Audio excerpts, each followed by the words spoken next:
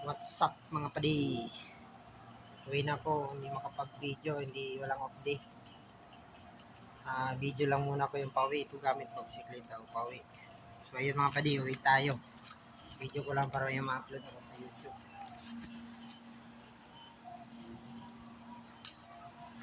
Ingat lang, nagbabike lang ko mga padi. Ayan ang ilaw ko. Bike tayo pauwi.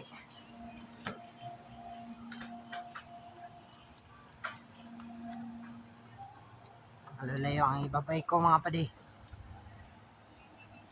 Daan-daan lang kasi medyo mabigat sa ulo.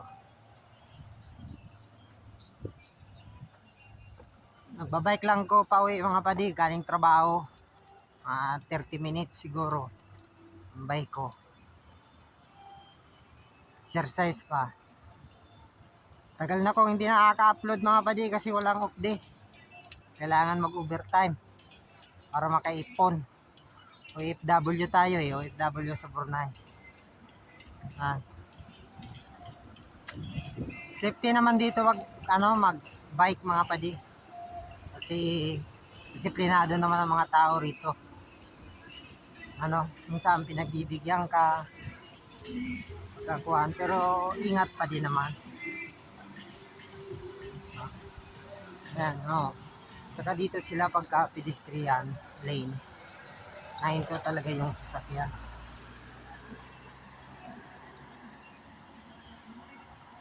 Sabihin ko sa inyo mga padi kung saan ako namimingwit ha. Lapit yun. Ayan nilalakad ko to pag namimingwit ako ng tilapia. Kaso hindi makapamingwit kasi walang off day. So ayun, ito muna ang video natin sa YouTube channel natin kasi kailangan ko mag-upload. 2 buwan na akong hindi nakaka-upload mga padi. Ayan, dyan ako namimingwit Yan tulay na yan. Yan tulay na yan mga padi dyan sa ilalim ng tulay na yan. So yun. Yan mababa ang tubig. Yan ako namimingwit. Ayun sasakyan. Medyo mahirap tumawid dito. Dito ako namimingwit mga padi yan. Wala yatang namimingwit. Pag gabi may namimingwit dito Yun, tawid. Ito, Brunei Airport mga padi Yan. Yan, papunta dyan, Brunei Airport. Kagandaan dito sa Brunei mga padi, tahimik. Safety. Hindi ka masyado dito mag-alala kahit maglakad ka dito mag-isa. Gabi. Tahimik dito. Wala masyadong crime. Kaya kung gusto mong manirahan dito, mas maganda manirahan dito sa Brunei.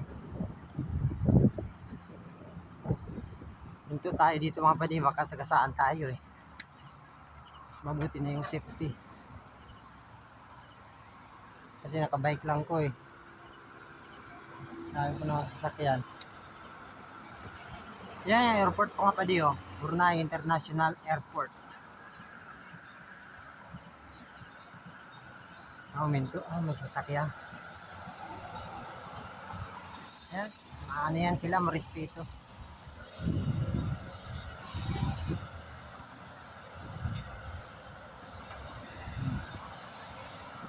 Ingat lang sa pagbabike mga kapatid.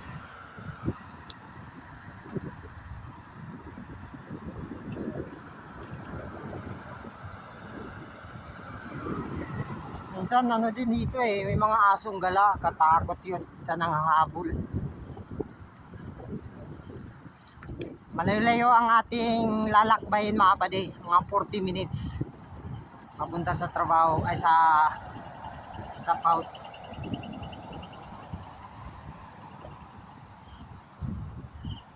Sana panoorin nyo ang video ko. Mag-umpisa kong video ng buhay OFW dito sa Brunei.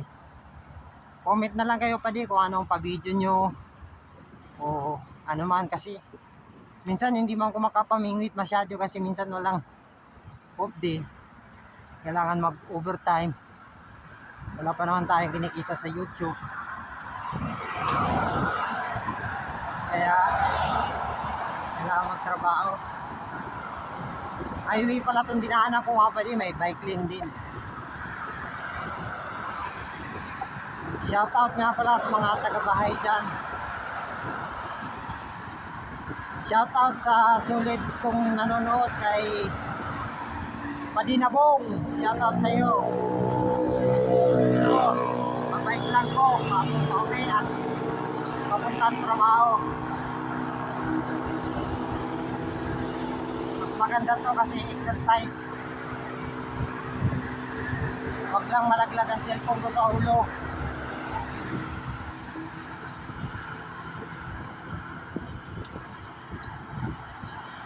Check ko muna, baka hindi gumagana na yung video ko.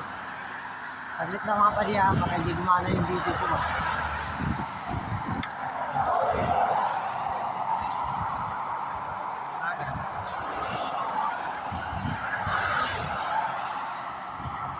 Layo-layo pa kasi ang biyahe ko mga padi.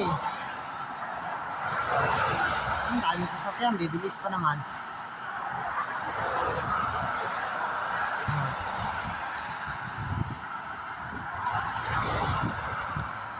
Alam niyo dito sa Brunei, pinipreserve pa nila yung yung mga puno rito, kaya akala mo probinsya ba, puro puno, puro gubat. Kasi hindi sila dito, nagpuputol ng mga puno basta-basta. Ano na to eh, itong lugar na itong dinadaanan ko parang syudad na rin to.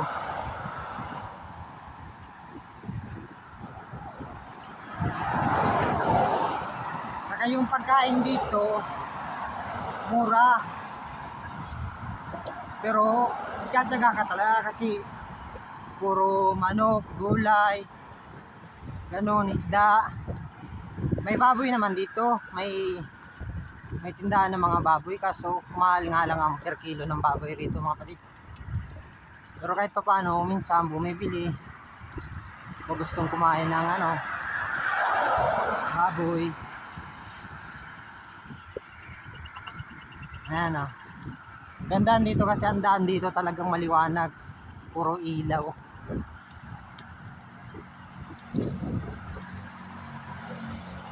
Mga pali ah. Wala pa tayo sa kalahati. Tingin sa likod.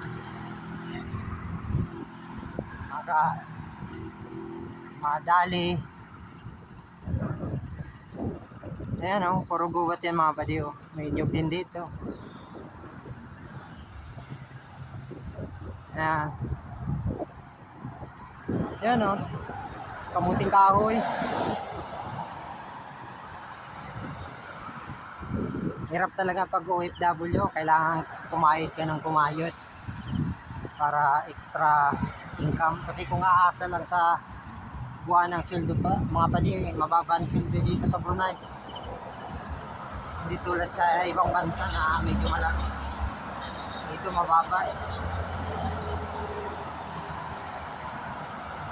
Gamit kong pang video, cellphone lang mga padi. Tapos yung yung sa helmet ko, kinabitan ko lang ng modified. Minodified lang namin ng kaibigan ko doon.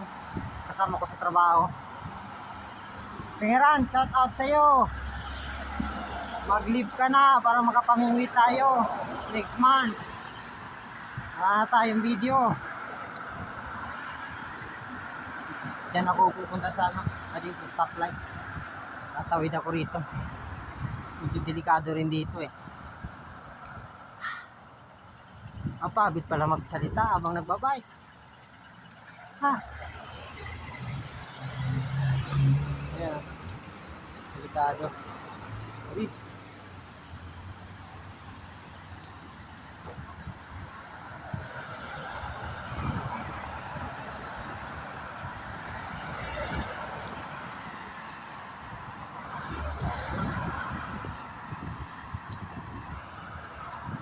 Medyo maingat lang pala sa iingat lang tayo sa pagbabay kasi medyo mabilis din ang mga sasakyan rito. Highway kasi eh.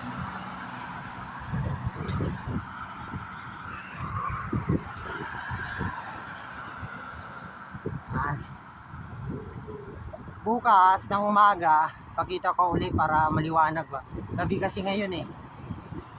Pero try ko kasi yung tinry ko yung ano, kinabit namin kung okay ba yung pagkakuha ng video. Upload ko to mamaya pagdating kasi may wifi naman sa staff house.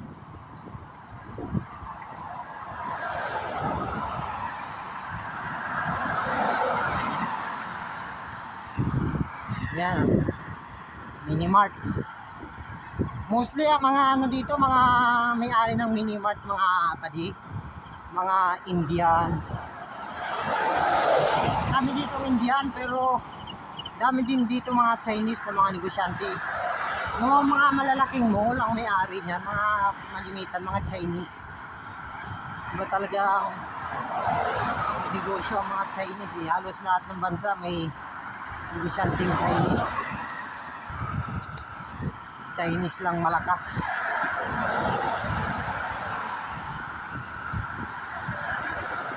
Hirap pala mag-bike habang nagsasalita ah.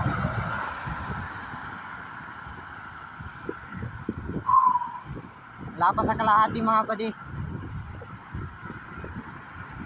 Tatawid pa uli ako muna eh kasi ano dito, stoplight.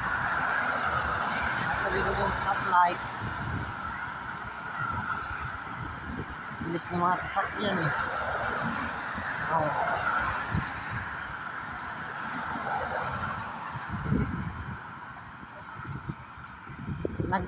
Nagbili talaga ako ng bike mga padi para ano ba, maka-exercise. Kasi tumatanda na tayo, kailangan natin laging gumalaw ba, magpawisan. Tsaka nag-aano ako, hindi ako kumakain na ng kanin mga padi, mga 8 months na siguro. Kasi na ano ako eh, tumaas yung dugo ko. So tinanggal ko yung kanin ko. So ayun, nag-normal. Tinuloy-tuloy ko na. Magandang payo pala mga padi. Iwasan ninyo yung ano, yung mga matatamis, mga sugar. Sabihin ko sa inyo, matatanggal yan yung mga sakit-sakit ng ulo nyo, sakit sa katawan pag tinanggal ninyo yung pagkain ng mga sugary food na yan. Added sugar, starch. Siguro yung sugar sa mga prutas, okay lang yun. Minsan kumakain din ako ng ano eh, prutas, sugar sa prutas eh.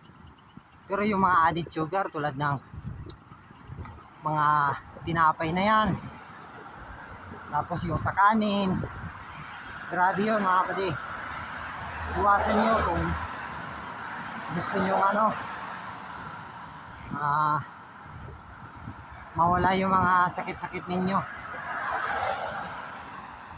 Kaso magastos nga lang. Kasi kailangan mong bumili ng madaming protein tulad ng manok, baka, ano yan. Kailangan mong bumili ng marami yan kasi kailangan mong kumain ng maraming protein eh. Tapos gulay. Yun, green. Baka makaabot tayo. Maabutan ng dilaw. Yun, dilaw. Ayaw kong delikado.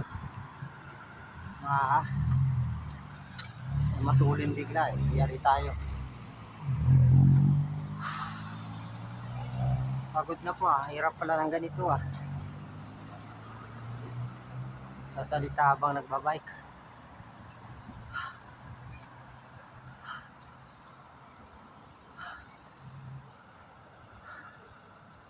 Ayan, Sunli.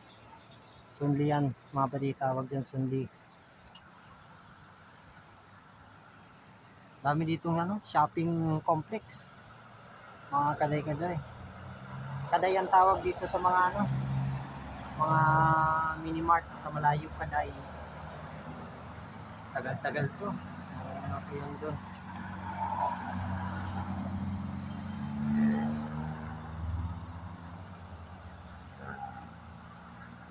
Minsan nahihiya pa naman ko mga padi, may makakita sa akin ng video.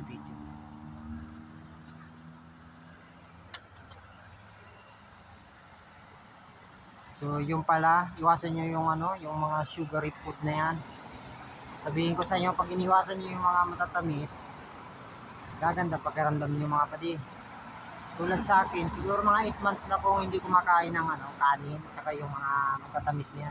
Siguro minsan, sa isang linggo, isang beses. Pero nung isang araw, nakakain ako 3 araw yata straight. Puro tinapay kinain ko. Hindi ako nakatulog masyado, tsaka sumakit ulo ko. Kaya talaga kailangan iwasan yung mga sugary food na yan, mga padik. So ayun, baka next month, makapamingwit na rin kami. O pag nagka-off day ako, try ko mamingwit ng tilapia ulit. Mahirap din dito tumawid, mga padi, kasi may dito gasolinahan. McDonald's, dun sa kabila Jollibee. Dami rin branch dito ng Jollibee, mga padi. Yung McDo lang yung kaunti. Tingin tayo sa likod, baka may biglang sumulpot. Tawid ako rito eh.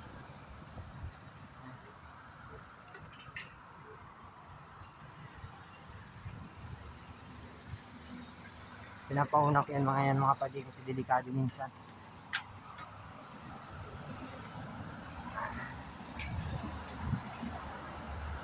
Ay, malapit na. Puro paon pa naman, mga padi, ngayon. Puro paon dito.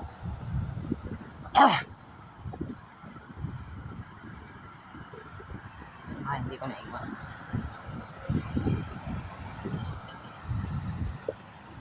Ayabang, kasi minsan may tingin yung mga taga rito. Ano ba yung cellphone niya? Nasa ulo. Yung pala, nag-video.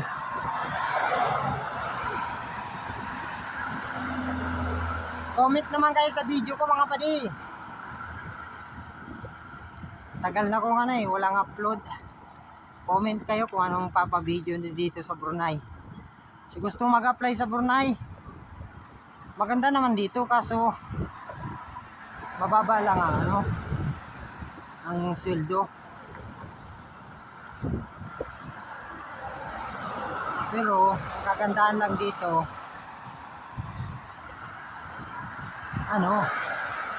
safety na bansa to. Kahit maglakad ka mag-isa, hindi ka mapapano. Walang mag-hold up sa'yo, walang mga snatcher, nanakaw. Basta safety itong lugar na to, mga padi.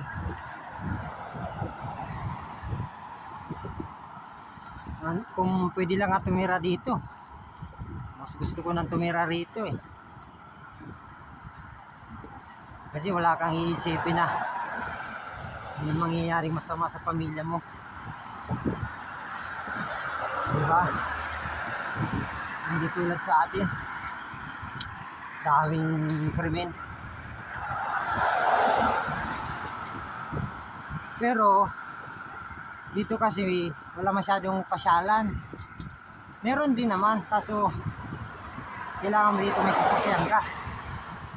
Kasi yung bus dito, minsan yung ruta na pupuntahan mo walang bus eh. Tapos yung bus dito, ang biyahe per hour pa, per oras, siguro every 30 minutes. Tapos minsan isang bus lang yung umiikot, dalawa. Kaya maghihintay ka talaga ng matagal. Sorry. Dito marirespeto ang tao, lalo na pag mga ganito.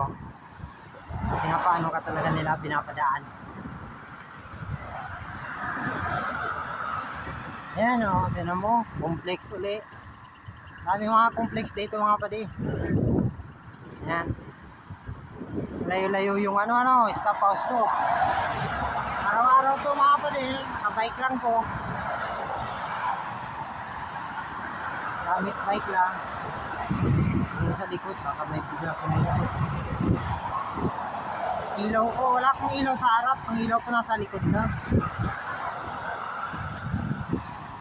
Doon lang talaga para sa likod ba, kasi baka bundulin tayo sa likod para kahit madilim kita, may ilaw, may bike. Santulay na lang mga padi at malapit na tayo sa stop house namin.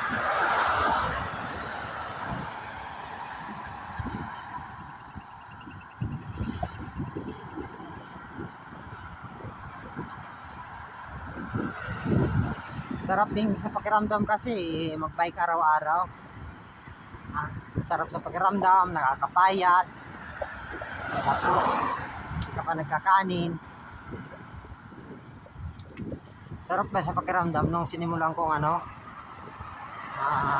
tanggalin yung sugar ko sa katawan. Sabi nila, payat ka talaga, pero ang tingin nila sa iyo may sakit, pero yung pakiramdam ko, wala naman akong nararamdaman ng mga sakit-sakit. Titingnan ka lang nilang parang may sakit kasi nga pumayat ka, payat ka talaga pag tinanggal mo yung mga sugar na kinakain mo. Pero malaking tulong sa kalusugan mo mga padi. Oo. Dati lagi nasakit pa ako, ulo tuwing umaga. Simula nung tinanggal ko yung sugar ko tsaka kanin, nawala yung mga sakit-sakit ko talaga. Hindi ko naman sinasabi na yung ginagawa ko pwede rin sa inyo. Siguro depende yan sa tao mga padi, kung itong ganitong diet bagay sa iyo, hindi bagay sa akin, bagay sa ibang tao, ganun siguro. Depende siguro sa sa tao. Hindi ko naman sinasabi na gayahin nyo yung ginagawa ko. Basta ang sabi ko lang, yung tinanggal ko yung mga sugar na kinakain ko, nawala yung mga nararamdaman ko. Yun lang. Tsaka exercise. Number 1 talaga exercise mga padi. Need mo talaga mag-exercise kasi para yung buong katawan mo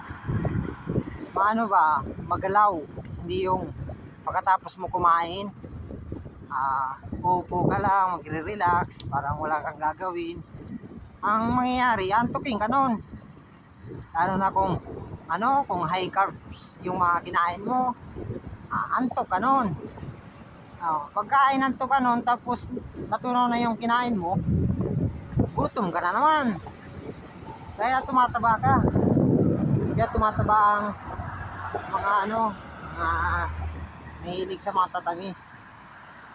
Kasi nakaka-addict ang sugar eh. Tawid tayo. Yan, ito na. Last na tulay mga padi. Lapit na tayo sa stop house. Pagod.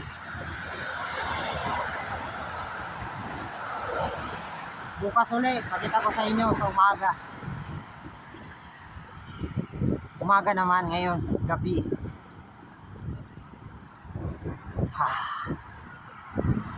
Pero sarap, pagod, pero masarap sa pakiramdam. Hinto tayo rito. May sasakyan sa kabila.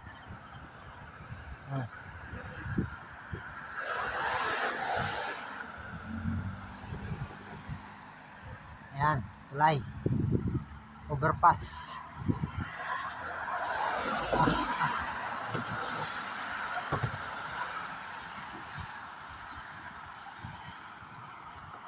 Pagod rin.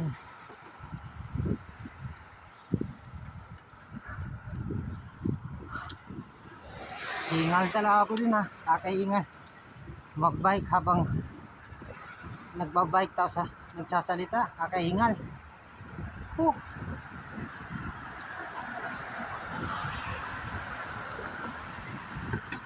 Hinto tayo dito mga padi. Baka biglang may tumawid eh. Ayun, wala pala. Wait na tayo habang wala pa sasakyan. Pababa naman dito. Sarap.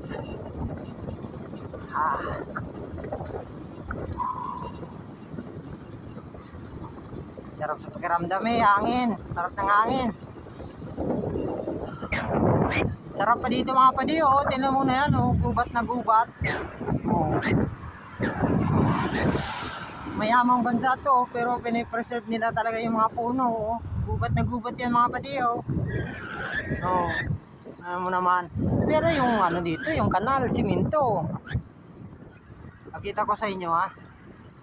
Itadaanan tayo dun kanal, simento. Ganda ng mga kanal dito. Eh, simento yan oh. Tapos yung malaking kanal, simento rin. Ayan ha, gubat na gubat yan mga padi.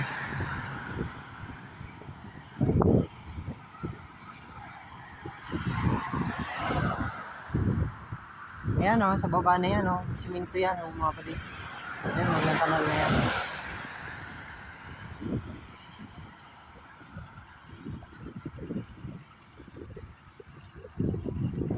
Tumutunog yata ang bike ko ah.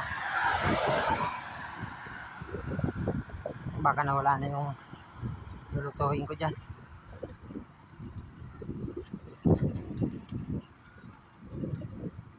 Ah, tumutunog na naman ang bike ko. Kulang na naman sa langis to.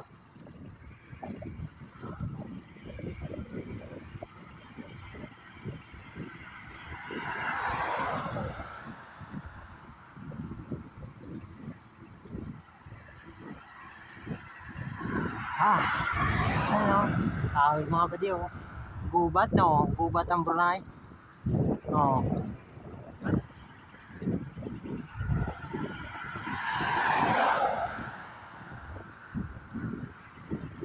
Sarap sa pakiramdam talaga mag-bike. 40 minutes bike. Gabi at umaga. Bali, may almost isang oras akong ano, cardio. Okay na din. Yan oh. Kanal mga padi oh, simintado yan. Hanggang baba oh. Oh. Pakita ko sa inyo kung saan ako kumukuha ng tanglad. Ang daming tanglad. Muara.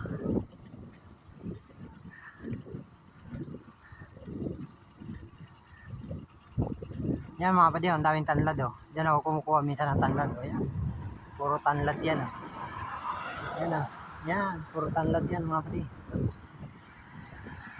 Lapit na mga padi. Lapit na rin matapos ang video natin. Bukas naman ang umaga.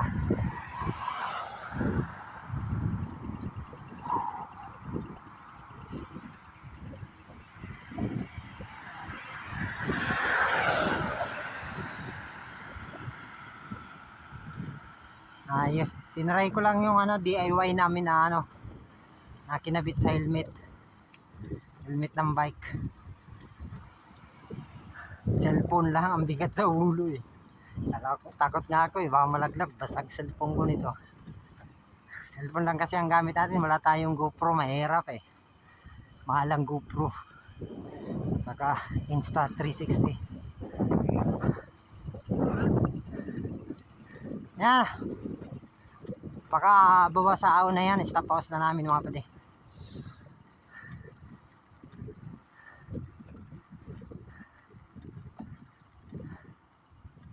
Yan o.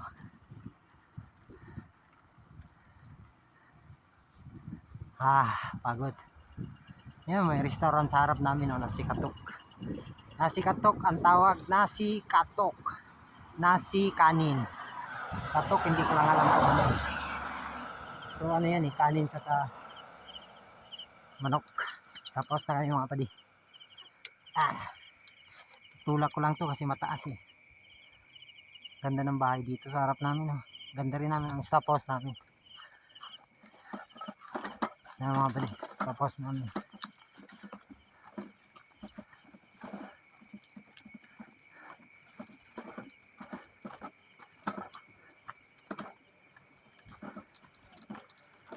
Tulak ko lang.